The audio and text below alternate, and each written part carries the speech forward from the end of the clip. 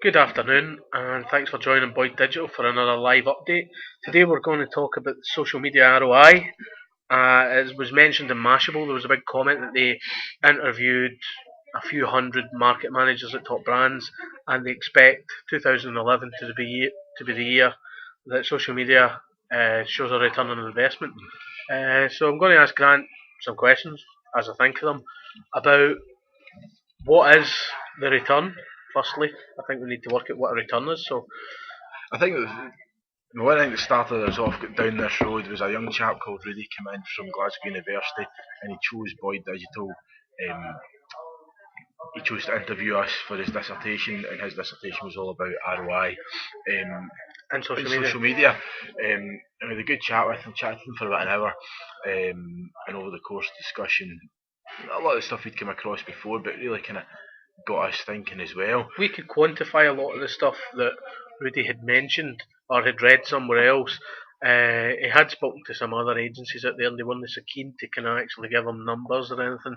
But we gave him kind of, use some brands that we work with. We give them some information and name. We show them how we worked with them. We show them the strategies, how we come up with the strategies, how different brands look at different things as the return, and the expectation on the investment. I think was the big point that he was trying to get a conclusion to. Is is it like billboard ads that you just throw up there and hope some stick, or Yeah, the big points for us that came out of it was, well, for everyone that deals with social media as a marketer, as an in-house or as an agency, is the different types of ROI.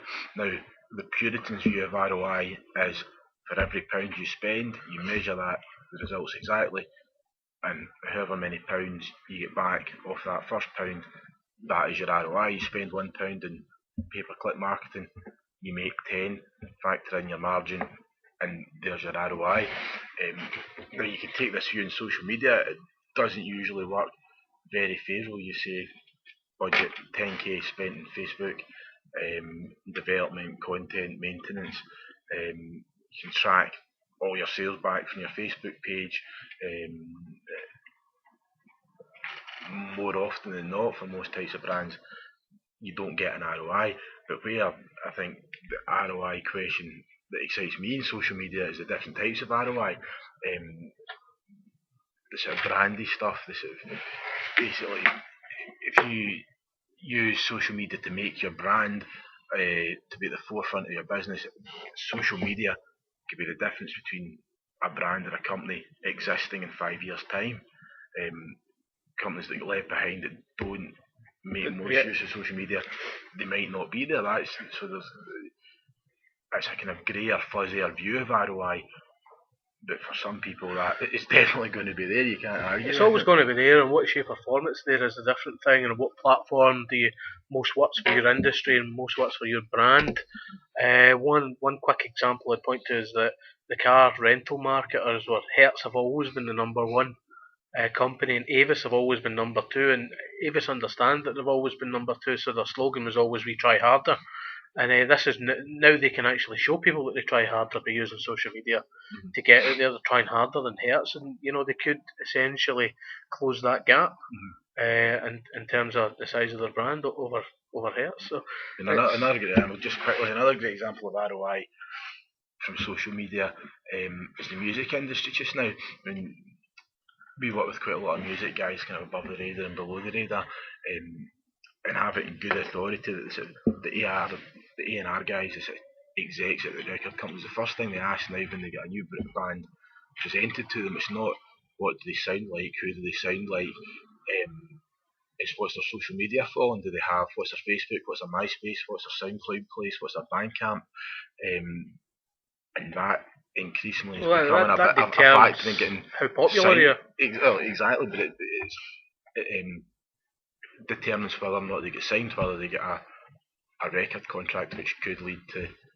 a fair bit of money, or it could lead them to be the next U2. So by investing in their social media over a period of years, they're going to get that. They're going to get a return on investment. It's not a Puritan's view of return on investment, but it's definitely a good, real example of the sort of return on investment that is available out there through social media. I think first of all you have to look and work out, what is the return that you want, and then the investment on that. A lot of people, I come from an SEO background, and it's always clicks to convert to make money, and that's still the way we look at it. Everything's based back to sales, leads, or whatever your converting product is. So I think that's the first return is that. But then there's also lifetime of customers. There's two ways of looking at using social media. A lot of people say, yeah, try and grow your followers and your fans, and then try and sell them something. But there's another way to look at it is if you have X amount of people coming to your website from search engines or display ads or billboard ads or email marketing, if they buy something on your website, you want to do everything you can uh, after the sale to make sure that those people become brand loyal. And before, people used to use email marketing and bombard people with emails. The problem is if you've just bought a product, you don't want one the next day, or you don't want something similar the next day. Some products might be a purchase once a year, once every 3 years.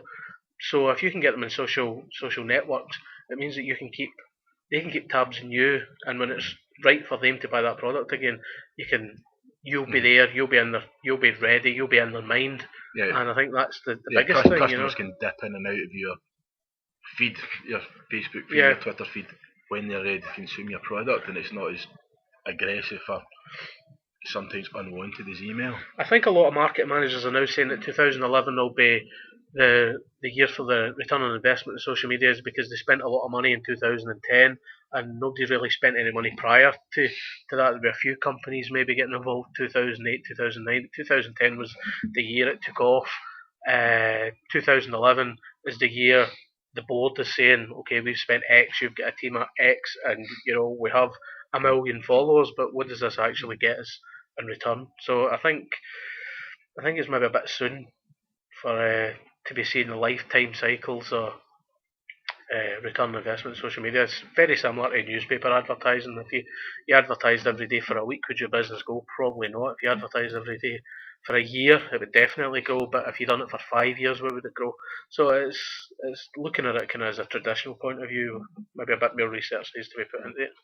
Yeah, I think you could use all sorts of technical hijinks and tracking to track every penny that someone that comes to you via social media ever spends with you, but the numbers probably won't stack up versus cost at the end of the day.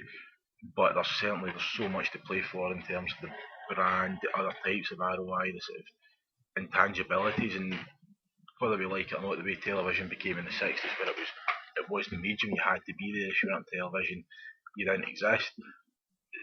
Just now, kind of that's the way social media is going. So it's it's getting the kids in. Maybe just to close on a few points, some of the social media campaigns that we've managed, we've noticed that actual basket transactions with some of our clients have been higher. So when people buy via a link posted on Facebook or Twitter, the basket value has been more, so it's like a more trusted sell. Yep. And also the conversion rate was higher as well when you got people there, compared to the amount of people you get for your search engine. It's pretty low, but the conversion rate in people that came through one of these networks and landed on the site and then bought a product, the conversion rate was in some places twice as much as it would be for the likes of Google or Bing or Yahoo. So it's definitely worth looking down that route. I think everybody should keep in mind how much you spend should equate to how much you make at some point, and hopefully you gain a couple of thousand fans along the way,